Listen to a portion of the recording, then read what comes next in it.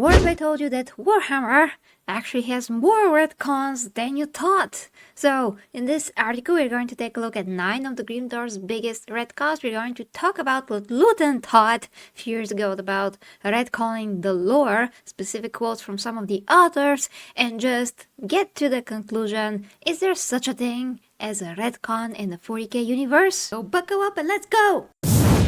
Warhammer 40k, 9 of the Grimdark's biggest retcons. Let's talk about the few times 40k underwent some major retcons. Warhammer 40k has a long history. This is true both in game and real life. It's a setting filled with 1,000 storylines full of mystery and contradiction.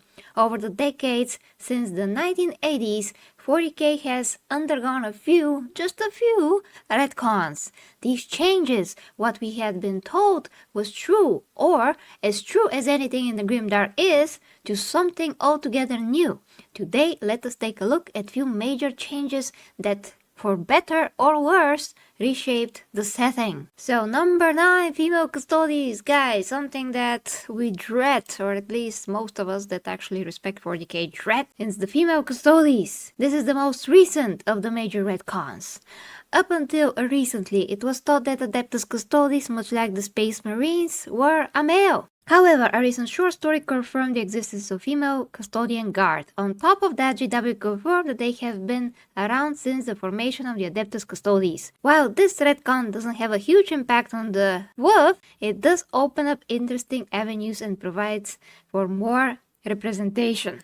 Yes, okay, so whoever wrote that obviously had in their mind that this is awesome or something. I mean that they are willing to excuse what's actually happening. But you know very well that the female Adeptus Custodes represent a breaking of principle, which means that if they were established as men, which is something that cannot be argued, for years upon years in real life and thousands of years in the 40k universe, you cannot all of a sudden say that they have been always women, because women are not featured anywhere in the freaking lore. They have never been there. So this is totally different than to add lore to, let's say, the Necrons. If they're not very well thought out in the beginning, they could be developing in the future. But to retcon something that's completely established and it does not add anything to the lore, anything of quality, anything at all, it's just ridiculous. And now they have to write so many stories to accommodate this change. Well, then it is a stupid retcon, does not add any meaning. There are some things about the Necrons that were added previously. They were not that interesting. You can say that the Necrons used to be better or worse, but they now have more richer lore. Whereas here, this is not richer, this is just poorer. Now, if you're gonna argue with me in the comments about the Necrons, feel free. I'm not a specialist on theirs. I'm just giving them as an example that they are one of those factions that got a lot of lore added. But to do such a travesty to say that completely one faction has women all of a sudden in there, where there's other women that needs more attention in the lore and that actually they mean something, unlike female custodies, well, that is cheap and it does not really make any sense. Representation, guys, representation doesn't matter if it's stupid, okay? And I do not need to be represented by female custodies.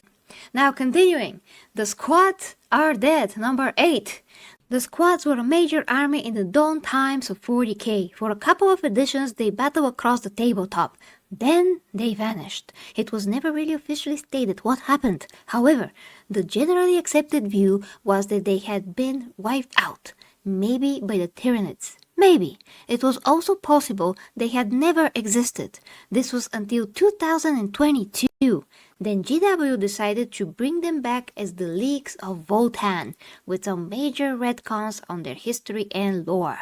Good times! Okay, that's what the article says. I will not subscribe to that. If you have anything to add about the Leagues of Votan, guys, feel free. Number 7, the origins of Deathwatch. Originally, it was stated that the Deathwatch were formed during the Apocryphon conclave of Orphite 4. Guys, just, correct me if I cannot read that for the life of me. This was a grand conclave of the Ordo Xenos. The Inquisition debated how best to deal with the rising threats to the Imperium, in particular the many Xenos races. Ultimately, the Inquisition met with a large gathering of chapter masters. They agreed that a dedicated force of anti-Xenos veterans would work best. Thus was born the Deathwatch. Sometime later, Black Library went back and retconned this origin. Under the new story, the Deathwatch was formed during the War of the Beast. During this conflict, the Imperial Fist Chapter Master and Lord Commander of the Imperium realized that he needed small, dedicated strike teams of veterans to help with the war. The original squads were formed out of survivors from the other conflicts in the war. After their usefulness was proved, they gained a permanent role in the Imperium. Number 6. X was here all along. This kind of catch-all category comes up a lot. Prior to 8th edition and the Great Rift, there wasn't a lot of technical innovation amongst the races of 40k. This was especially true when it comes to the Imperium. Thus, with the game designers wanted to add something new to the game, they often would simplify, go back and retcon things so that, of course, that thing was here all along.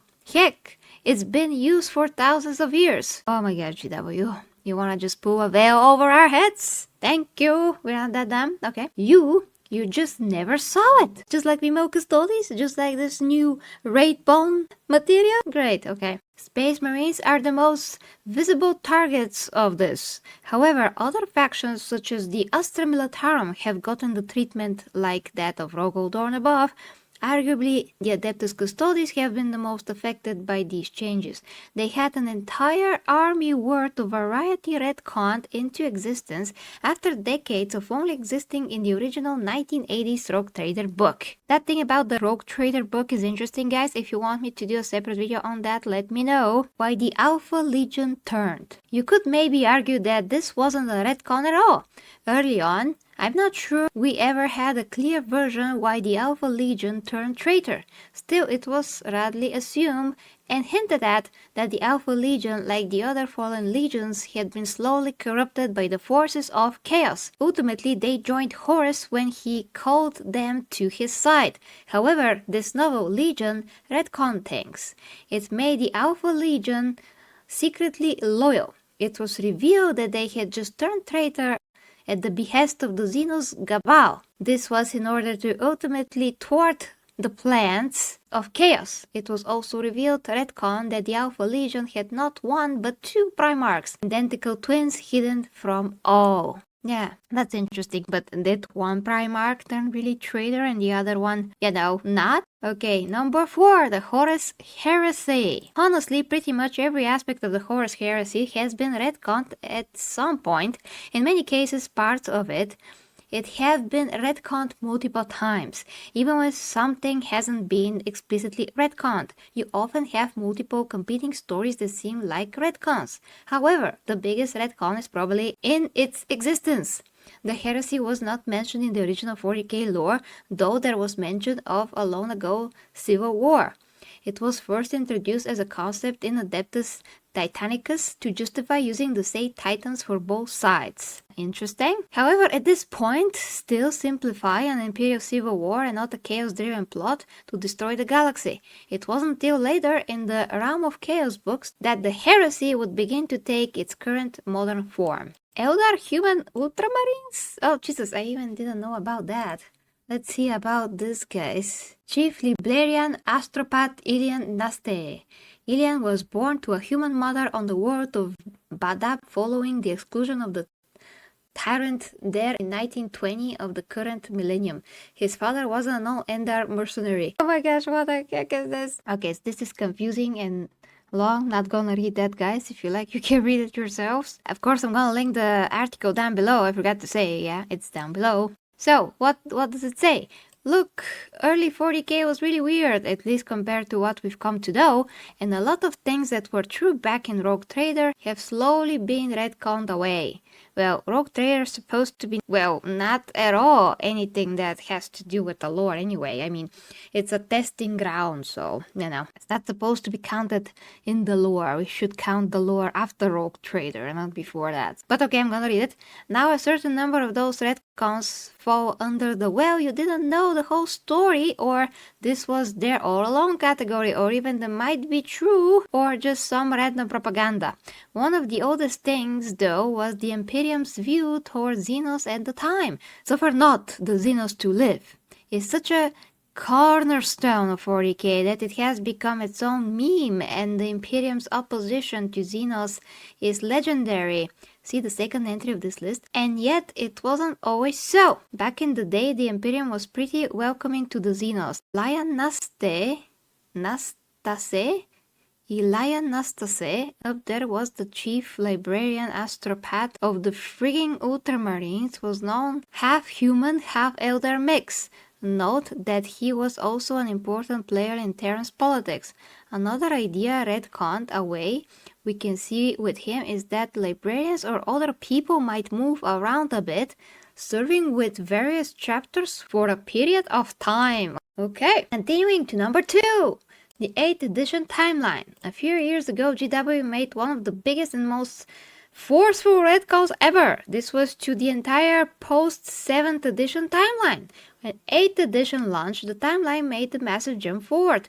The time jump skipped over roughly 200 years with the novel Dark Imperium, though set in the past of 8th edition, taking place 220 years after the opening of the Great Rift. Dark Imperium Chronicles. The end of the Indominus Crusade, how its sequels cover what took place after that. And I did read Dark Imperium. I'm not sure about the first book, how much I remember of that, but yes, I did. The last one was the best though. Then, after several years of the new lore, GW decided to make a massive change. They opted to go back and retcon both the timeline and the Crusade. Under the new timeline, Dark Imperium takes place only 12 years after the opening of the Great Rift. In addition, it covers not the end of the Indominus Crusade, but merely the end of the first phase, rather than the Crusade and the opening of the Rift being well in the past. It is instead an ongoing event, with the Rift only opening a handful of years ago.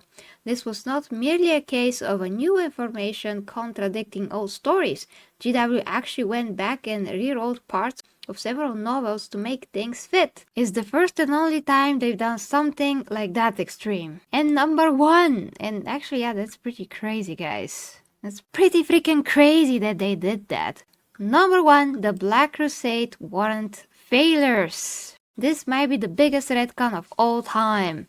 Over the many years of the Long War, Abaddon the Despoiler, War Master of Chaos, has repeatedly tried to bring down the Imperium. Though he had led many attacks against the forces of the Corpse God, the greatest of his campaigns were known as the Black Crusades, of which he launched 13. Each of these posed a major threat to the Imperial space. Each time the Imperium rallied together, and at a great cost, thwarted the Despoiler, sending him screaming back to the Eye of Terror, vowing to return like a Saturday morning cartoon villain. Ha! Well, that's funny. The 13th Black Crusade was a massive assault against the fortress world of Cadia, covered in the Eye of Terror campaign in 2003. The campaign also saw Abaddon defeated and thrown back. For 14 years he waited in the Eye of Terror, plotting anew, but all part of the plan. Then in 2017 came the big retcon. The 13th Black Crusade was never defeated, it turns out. The victory won in the Eye of Terror campaign, which seemed final, was actually just won against perhaps the Vanguard, and the real attack hadn't even happened. Indeed, everything was good, just as planned for Abaddon. Even more surprising, all of his other failed Black Crusades weren't failures at all. They had all been targeted strikes that had succeeded in achieving the Despoiler's esoteric goals. Abaddon wasn't the biggest failure or patsy in the galaxy, but actually the greatest scheming mastermind of all time. With the destruction of Cadia, a series of defeats turned into a victorious roadmap for dealing the Imperium the greatest blow it had felt since the heresy. Abaddon was redeemed. Of course, this new Abaddon surely wouldn't just go back to his old habits of half victories and losing to Imperius right away, would he? What's Vigilius? I've never heard of it. Also, he's now best buddies with Vashtor, another schemer. So there's that. Oh boy. Okay guys, this was long. So I understand that some retcons definitely make the story more interesting. What happened with Abaddon does seems to be more interesting now, although I am for the Imperium. When something bad happens to the Imperium, not fan, but still this makes the story interesting. So I do think that that's okay. I really don't have anything much against it. Of course, you can always tell me, Gary, but look, it's bad because of this and that. I'm gonna totally hear your opinion, so let me know, guys. Now it's time to actually go to what Luton said 4 years ago about 40k retcons, and this is going to be very interesting, especially if you haven't seen this. We're not gonna see the whole video, we're gonna see just the part where he's quoting 40k authors, as I promised at the beginning of the video. So let's see that. Not how it works in 40k. Now also what I will say is that I'm open to people thinking that canon and retcons are a thing in 40k. If that helps you sleep at night, knock yourself out. But before I go into my own perspective of things, let's hear some quotes from those who actually create the material and who also work to generally produce content for 40k and the galaxy of the Imperium. Now I'll give a small caveat here. These are quotes I recorded some time ago, quite a few years ago I think, so to the best of my memory when I saved these they were accurate as written, and I specifically recall that 2 were literally from their own social media accounts, but it's possible that they're not verbatim quotes, but by and large the sentiment is accurate. First up, Gav Thorpe, 40k author and longtime designer for Games Workshop, who said, "With Warhammer and Warhammer 40,000, the notion of canon is a fallacy. Warhammer and Warhammer 40,000 exist as tens of thousands of overlapping realities in the imaginations of games developers, writers, readers, and gamers. None of those interpretations is wrong." Next you have Andy Hoare, also 40k author, game designer for Games Workshop, talking specifically about canon and retcon, and he says, "It all stems from the assumption that there's a binding contract between author and reader to adhere to some non-existent subjective construct or true representation of the setting. There is no such contract and no such objective truth." Then you have Aaron Dembski-Bowden, well-known 40k author, who said quite simply, "There is no canon. There are several hundred creators all adding to the melting pot of the IP." And lastly, one I found from Mark Gascoigne, who worked as general manager for Black Library in the early period of its inception during the late 90s and early 2000s. He said, "Here's our standard line. Yes, it's all official, but remember that we're reporting back from a time where stories aren't always true, or at least 100% accurate. If it has a 40k logo on it, it exists in the 40k universe. Or it was a legend that may well have happened, or a rumour that may or may not have any truth behind it." And then of course you have the classic line, "Everything is canon, not everything is true." This is a very well-known general principle in 40k, but in that statement it kind of suggests that canon is a thing. But in saying that everything is canon, not everything is true, it basically undermines and contradicts the concept of canon even being a thing in 40k. So what that statement is really saying is anything goes. But those are my official go-to quotes when someone brings up the topic of canon or retcon in 40k. Now, as I say, if the idea that anything can be true makes your skin itch, feel free to interpret things however you want.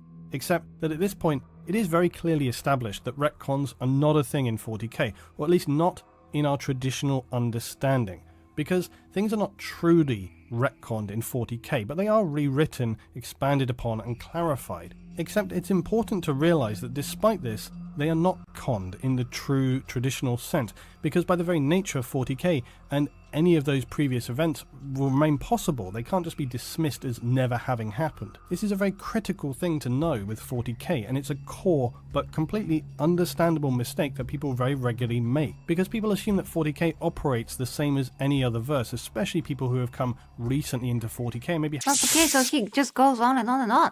I'm gonna leave the link down below if you want to see completely his video, but let's just take this apart a little bit. So yes, of course, there's a lot of things in 40k that were retconned to build upon how he said, but in the case of female custodies, we actually saw that that is not the case, because they totally changed that. Same with Wraithbone. So female custodies, Wraithbone, those are the two that were established for years upon years how they were. Female custodies did not exist, that was established. Wraithbone was created when sung, not like any other material in the universe. Those are two very distinctive things that were established for years upon years. So that is something that does repeat throughout the whole universe. It does repeat and stays consistent throughout all the authors that ever written 40K. So if they say that there's no real canon, to me that's just a lazy way of saying that we are gonna make mistakes probably, so you shouldn't care because anyway we cannot like keep an eye on the lore all the time, so mistakes are gonna be made. You cannot follow like a complete total canon how you understand it because 40K is too vast and all of that. So just to me that is an excuse to say that if they forget something and they make a mistake in the lore, they will not be responsible for that. But they are, because there are at least few things that are absolute constant and have been for years, since 40K was actually started to be more cohesive, which, yeah, that is a thing after a few editions of 40K were established. Going by this point now, there's a lot of things that if they're changed right now, it's going to stick out like a sore thumb because of the ways that they were established for years before that, like the custodies, like that Wraithbone. For other example, like I said, with the Necrons, they had other story that was not fully finished in terms of how they were, what they can do, what they cannot do, how they are as beings of metal, not metal, souls, all those things that happened to them. Their story was vastly built upon. And that's not the case with the custodies by just adding a female faction. That's not the case with this Wraithbone. The Wraithbone was absolutely magical and wonderful, but now it just isn't. And now it's just a regular thing. I mean, it's a regular material basically. So such retcons are retcons because they do follow a certain continuity, a base that all the authors write on this base. So they do accept it as something that is established lore. Thus, if they change it, that would be a retcon because it was established. They have been using it for a base to write upon it. They did years in years, like at least 20 years in some cases, especially if you count what Dan Abnett has written and all those things. They had to be keeping up with the lore and the particular established lore and how things are for years. So when GW comes out and says on Twitter that female custodies was always there, and when they actually write almost the same thing about the Wraithbone, then you know that this is not the same as all the other cases. Because it's just not the same. It's literally not. I just explained to you why. So you cannot put things on the same level. They're not the same. It's one thing when you build up a universe like 30 something years ago and then you start to establish how the universe should be. Like, for example, previously the emperor was just an old guy on the throne, just dying from old age. That's so lame. They've changed that. They created Horus heresy, so all those things with Horus to happen so he can be on the throne. Now the details about why he is on the throne, that was actually established last year by The End and the Death, volume 1, 2, 3. And things were retconned, at least previously how we thought about the fighting between Horus and the Emperor. But that fighting was not explained in detail anyways. So we had missing details. We just had misconceptions of how this fight could have gone and what the Emperor actually did, that he held back because Horus was his son. But that was kind of like a bit out of character for the Emperor as well, so they decided to rewrite that and to change it, not totally and completely, but still in a way that we will have the outcome, which is the Emperor ends up on the Golden Throne severely wounded and Horus is dead. So that did not change. The main fundamental of the outcome did not change. The details about how this event went down, that changed. So again, this is like addition and rewriting of the lore by keeping the same outcome. Totally different than just saying there's always female custodies, and yes, this Wraithbone material can be just manufactured now. Doesn't have to be sunk. Ridiculous. And about the Wraithbone, when it comes from something that you have within you, in the soul you can create something with the song. That makes so much sense that it's connected to the warp. It has some properties that are making it alive and react to different things. Just amazing, makes it amazing. And it makes it also understandable. So if they want to cater to another audience that doesn't understand such things, that's another topic. But I cannot even fathom how can you not understand that there's something that is made from the heart, from the soul of this particular Eldari race, and they can make this amazing material. That's one of the things that makes them unique, and you had to keep that in. So in case they have like a huge excuse for the future, why is that a change? I just don't see how. Even if they like write that maybe some other race wants to fight them for resources and now they can use this material and previously they couldn't, or they can make it themselves, can you just like make another storyline that doesn't have to ruin this material in the first place, doesn't have to ruin the nature of the Eldari in the first place, what they can do, what they are? Can you just make the lore without ruining them? Taking something out of them that just makes them so special. It's one very well thought out, very magical thing, this material.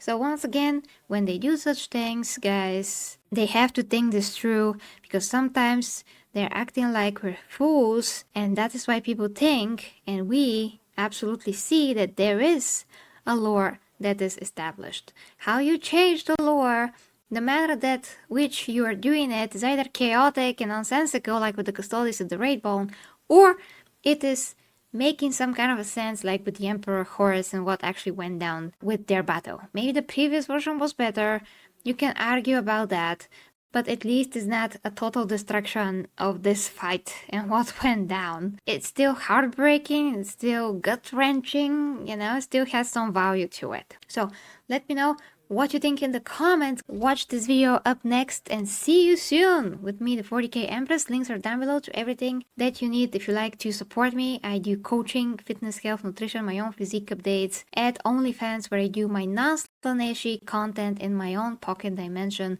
of, again, non-Slaneshi, not corn content, just really normal content and my own physique updates, in which I'm showing you how I'm progressing, how I'm building my physique, what I'm doing to stay in the same shape for years upon years. That's it, guys, my golden Astartes. Love ya. Till next time.